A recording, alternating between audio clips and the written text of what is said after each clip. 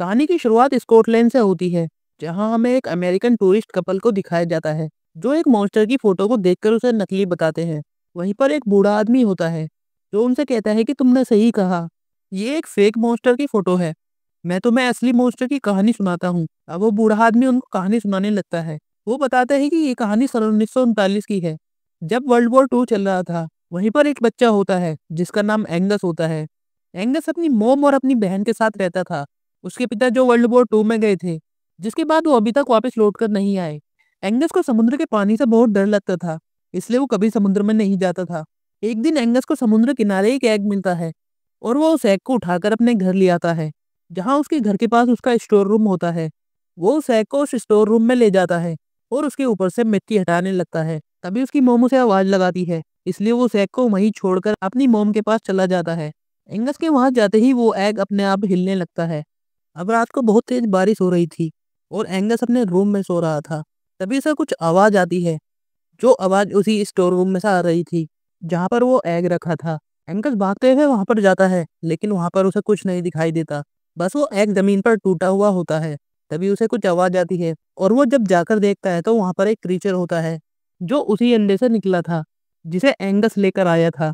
Angus उस creature को हाथ लगाने की कोशिश करता है, लेकिन वो क्रीचर एंगस पर हमला कर देता है।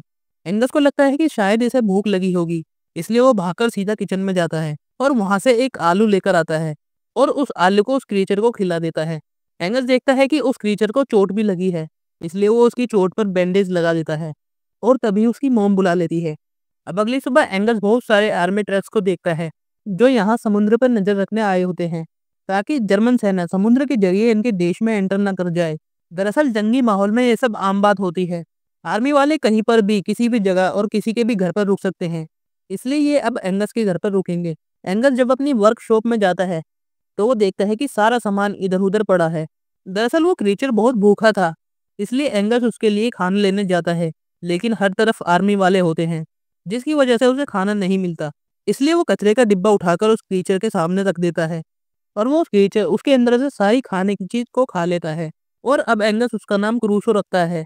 तभी एंगस को एहसास होता है कि शायद इसे पानी की जरूरत है, इसलिए वो उस कचरे के डिब्बे में पानी भर देता है। पानी के अंदर जाने के बाद क्रूसो बहुत खुश होता है, और अब एंगस उसे वहीं छोड़कर अपने घर चला जाता है। और अब यहाँ से सीन शिफ्ट होता है, और हमें एक आदमी को दिखाया जाता है, जिसका नाम लुइस होता है, और वो बार में सोल्जर्स और लोगों की बात सुनकर बहुत अजीब फील करता है।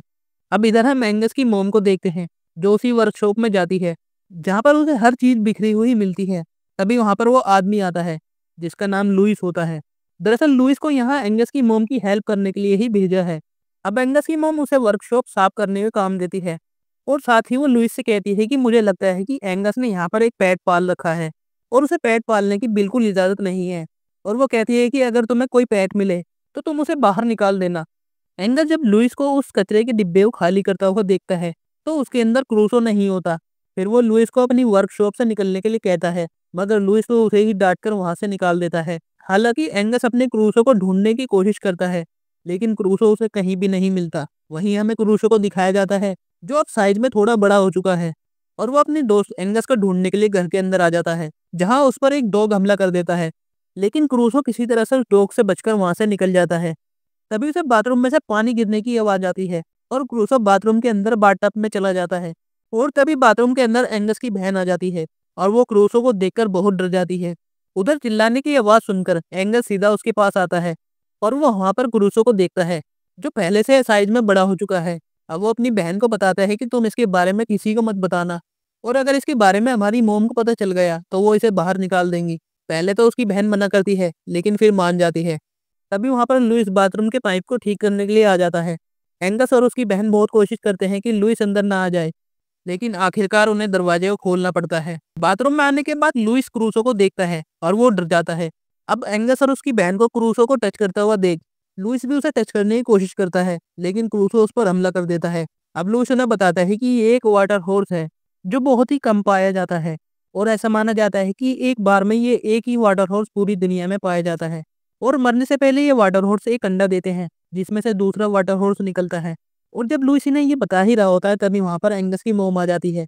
उसकी मोम बाथरूम के अंदर आ जाती है, लेकिन ये तीनों मिलकर क्रूसो को छिपा देते हैं। अब उसी रात को आर्मी वाले एंगस की मोम को डिनर के लिए इनवाइट करते हैं। एंगस क्रूसो को खाना खिला रहा होता है और खिलाने के बाद वो वहाँ से निकल जाता है। लेकिन वो गलती से दरवाजे को बंद करना भूल जाता है, जिसकी वजह से क्रूसो बाहर आ जाता है और घर में आर्मी वालों को डॉग भी होता है जो क्रूसो के पीछे पड़ जाता है। उधर डॉग के भौंकने की आवाज से एंगस समझ जाता है कि क्रूसो खतरे में है और वो ऊपर आता है। क्रूसो डॉग से बचते हुए डिनर टेबल के नीचे से निकलता हुआ बाहर चला जाता है और पानी में छिप जाता है। उधर एंगस क्रूसो को ढूंढता हुआ बाहर आ जाता है, पर लुइस उसे वापस अंदर भेज देता है। वो कहता है कि मैं क्रूसो को ढूंढ कर ले आऊंगा। अगले दिन जब क्रूसो पानी से बाहर निकलता है तो वो और भी ज्यादा बड़ा हो चुका था और अब उसे छिपाना बहुत मुश्किल होता है, इसलिए वो उसे समुद्र में छोड़ने के लिए जाते हैं। और जब क्रूसो को समुद्र में छोड़ने के बाद लुइस वापस अपनी वर्कशॉप में आता है तो उसे वहां पर थॉमस मिलता है। थॉमस लुइस से कहता है कि तुम उस बच्चे से दूर रहो। अगले दिन हमें दो मछुआरे को दिखाया जाता है जो यहाँ पर फिशिंग कर रहे होते हैं और उनकी जाल में क्रूसो आ जाता है। क्रूसो उनकी बोट को लेकर बहुत तेजी से भागने लगता है, इसलिए वो मछुआरे अपनी जान बचाने के लिए फिशिंग वायर को काट देते हैं, जिससे उनकी जान बच जाती है। अब थॉमस के साथ एंगस की ट्रेनिंग चालू कर दी जाती है ताकि वो आर्मी में भर्ती हो सके।